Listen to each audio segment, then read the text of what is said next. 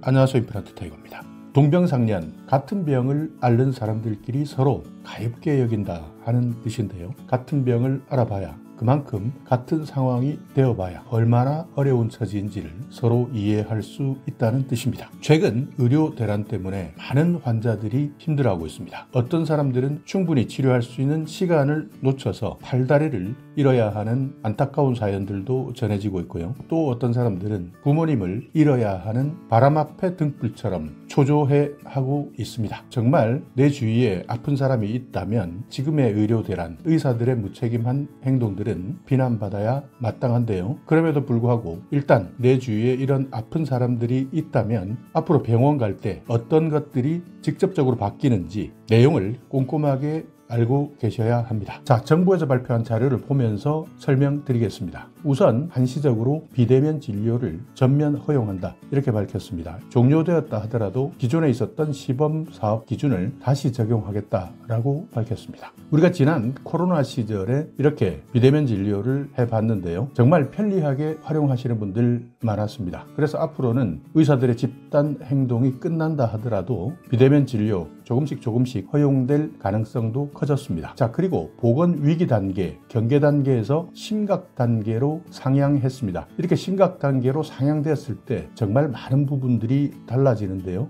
일단 정부에서는 심각 단계로 상향했기 때문에 의사들이 불법적인 행동을 하게 되면 구속 수사를 원칙으로 하겠다. 이런 기조를 밝혔습니다. 그만큼 의사들의 집단 행동 때문에 국민 건강, 생명에 대한 피해 우려가 커졌다는 뜻인데요. 정부에 있는 관계부처 그리고 전국 17개 시도 협력 체제를 구축해서 모든 역량 총동원할 계획이라고 밝혔습니다. 자, 그렇다면 비대면 진료 전면 허용한다. 이 내용은 어떻게 진행되느냐? 별도 신청이나 지정 없이 만약 비대면 진료를 하겠다라는 의원이 있다, 병원이 있다. 이런 곳이라면 모든 곳에서 비대면 진료가 전면 시행되는 것으로 밝혔습니다. 그러니까 지금까지는 비대면 진료 사실상 폐지되었었는데요. 그렇지만 당분간 별도 신청 없이 그리고 정부에서 지정하지 않아도 만약 의원이나 병원에서 비대면 진료 하겠다라고 판단했을 때는 모든 의원, 모든 병원에서 할 수 있도록 바뀐 겁니다. 그리고 최근 의사들이 가장 많이 떠난 상급 종합병원인데요. 전공의 이탈이 가장 많았습니다. 여기에는 대부분 중증 환자, 응급 환자 이런 분들이 많이 모일 수밖에 없습니다. 여기에서 특히 의료진이 부족한 상황인데요. 중등증 이하 환자는 지역의 2차 병원급에서 경증 외래 환자 같은 경우에는 의원급에서 진료할 수 있도록 하겠다 발표한 겁니다.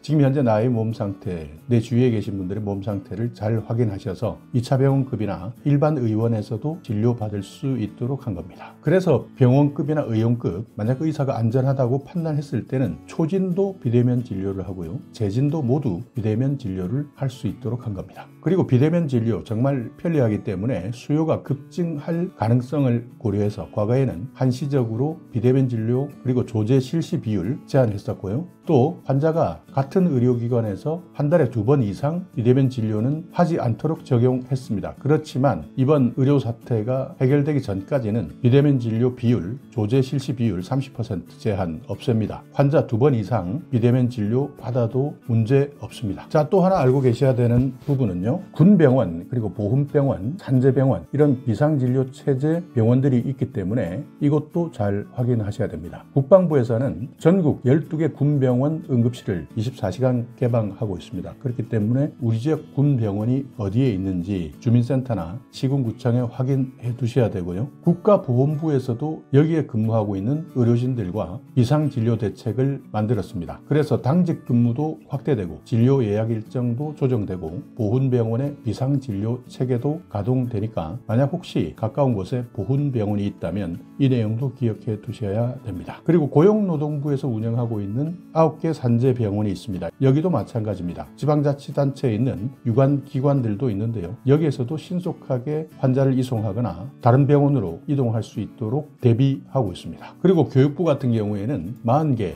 의과대학 비상연락체계를 구축하고 있습니다. 의대생들의 집단행동 엄정하게 대응할 수 있도록 학사 관리를 모니터링합니다. 자, 이제 불법 주동자 의사들 어떻게 되는지 제 개인적인 생각으로는 이번 불법 집단행동 주동자들은 다시는 봐주면 안 된다. 아예 면허를 박탈시키고 다시는 의료계에서 활동하지 못하도록 아예 내쫓아야 된다고 생각하는데요. 물론 사람마다 생각이 다를 수도 있지만 직접 아픈 부모님을 모시고 있는 상황에서 처음에 말씀드렸던 동병상련, 정말 아픈 사람이 주위에 있어 보면 그 마음을 알 수 있습니다. 그렇지만 이번 사태를 보면서 이런 사람들, 의사들의 자질이 있을까 정말 실망했는데요. 그렇기 때문에 불법 집단행동 주동자는 무조건 면허까지 다 박탈해야 된다. 저는 개인적으로 생각합니다. 그래서 부추기는 사람들까지 철저하게 수사해서 원칙적으로 구속 수사하고 업무 개시 명령을 이행하지 않는 전공의 같은 경우에는 의료법 위반죄로 엄정 대응 방침을 밝혔습니다. 그리고 만약 피해를 입은 사람들이 있을 때는 법률구조공단, 법률홈락터, 마을변호사, 정부와 지방자치단체에 있는 법률지원단을 통해서 피해를 입은 국민들을 상대로 법률상담, 손해배상 소송을 지원해주기로 했습니다. 그래서 환자, 가족분들이 만약 피해를 입었다면 회복할 수 있도록 돕겠다 하는 건데요. 그래서 만약 지금 현재 피해를 입고 있는 분들이 있다면 여러분이 가지고 있는 휴대폰을 통해서 사진, 동영상 많이 촬영해 두셔야 됩니다. 왜냐하면 나중에 내가 손해배상 소송 같은 것들을 할 때 증거 자료가 필요하기 때문인데요. 그래서 내가 만약 피해를 입을 것 같다라고 생각하신다면 지금부터는 병원을 가실 때마다 모든 내용들을 촬영해 두셨다가 혹시 손해가 생겼다, 피해를 입었다면 적극적으로 대응하셔야 됩니다. 자, 경찰에서도 나섰습니다. 집단행동 주도한 단체, 중요 인사, 배후 세력 구속 수사를 적극적으로 추진하겠다. 진료를 거부하거나 수술, 진료 지연 때문에 만약 사람이 죽었다면 형사기동대에서 직접 수사하고 구속 수사를 원칙으로 엄단한다. 이렇게 계획을 밝혔습니다. 그러니까 수술을 하지 않고 거부하고 진료를 지연해서 만약 돌아가셨다면 진료 거부한 의사는 구속된다. 이것을 증명해야 되기 때문에 반드시 모든 내용은 촬영해 두셔야 합니다. 그리고 뻔히 피해가 발생할 수 있는 것을 알면서도 방관하는 병원의 책임자들도 있습니다. 이 사람들까지도 책임을 묻겠다. 진료 기록이나 전자 의무 기록을 변경하거나 삭제하라. 이런 사람들도 있었는데요. 각종 기록들을 훼손해서 병원 업무를 방해했을 때도 철저히 수사하겠다. 아직까지 돌아오지 않은 업무 미복귀, 개별 전공의들이 있는데요. 이런 사람들은 고발 접수를 했을 때 즉시 출석 요구를 할 것이다. 만약 불응했을 때는 체포영장을 발부해서 검거하겠다. 그리고 집단이 아닌 개별 업무 개시 명령 위반자라 하더라도 인터넷이나 SNS를 통해서 복귀를 거부한다든지 진료 기록을 훼손하고 선동했을 때는 구속 수사하겠다. 지금 현재까지 전국에 있는 94개 수련 병원 점검을 해봤더니 전공이 78.5%, 8,897명인데요. 사직서를 제출했습니다. 그렇지만 모두 수리되지 않았고 7,863명이 근무지를 이탈한 것으로 확인되었습니다. 자, 이렇게 오늘은 새롭게 적용되는 비대면 진료 허용부터 내가 활용할 수 있는 군병원, 보훈병원, 산재병원 이런 비상진료체계, 의사들의 불법 행위에 대한 엄중수사 내용까지 알려드렸는데요. 이런 상황에서 개별적으로는 안 아픈 것이 가장 좋다. 이 시간이 지나갈 때까지는 가급적 아프지 말자 하시는 분들 주위에 정말 많습니다. 그렇지만 병이나 사고 갑자기 찾아오는 것이기 때문에 이제부터 바뀌는 정보 반드시 한 번 더 확인해 두셨다가 잘 활용하시기 바라겠습니다. 자, 오늘 영상 여러분께